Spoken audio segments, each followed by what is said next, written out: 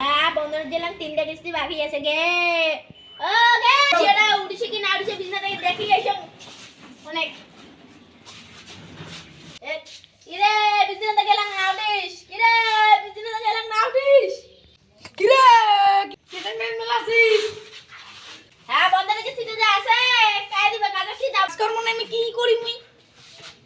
হ্যাঁ তোর বন্ধনে চাই না কিস্তিটা কি তোর বাপ দিবে তো বাপের বাড়ি থেকে কিস্তিটা ধরে এসে বসিস না?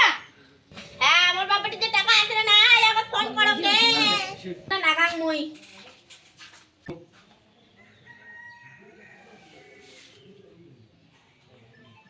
হ্যালো, তার 50 টাকা কিস্তি না গেলে বাবা দিবার বাবু মোটা কোনো টাকা নাই, জামাইতে টাকা আছে না, তুই কেমন পালে গেছিস? ঠিক আছে রে বাবা নে বাউ তোর বাপ কুড়ে জানো না বাবা বন্ধনে চাইছে হ্যাঁ কুড়ে তো আজ ওঠে যাতে জান কোন কোন বন্ধনে কিস্তি টাকা নেই, এটা তুই যে কো বলে বাড়ি কাও নেই। চল চল তার নুকাই দিয়ে চল চল চল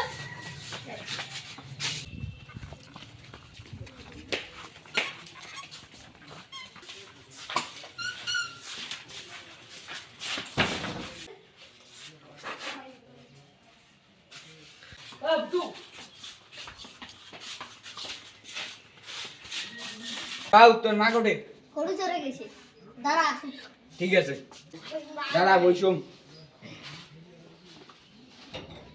হ্যাঁ দেখুন দেখেন বন্ধুর সাথে মিল কি না খেয়ে যায়নি আসি আসি 12টার সময় টাকা জমা দিবেন দেখবি টাইম যে কয়টা হইছে এই শালার মোবাইলে টাইম নাই 10টা 22 বাজে টাইম তো মেলা হয়ে গেছে যান চলি যান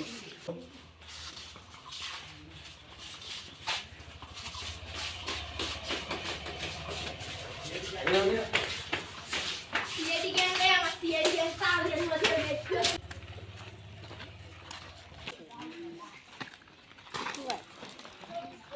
এই তুমি স্যার কামিং আজকে টাকা কত দিলো?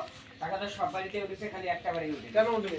কেন ওঠে ওর বাড়িতে তো কেউ নেই ওর ছেলেকে বললাম ওর ছেলে বললো গরম যেতে গেছে ওর না তার জন্য আমি চলে আসলাম টাকাটা জমা করো।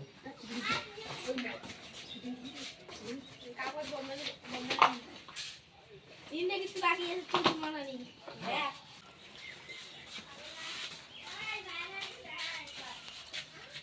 টাকা পুরো উড়িয়ে তোমার উপর আমার বিশ্বাস আছে তো।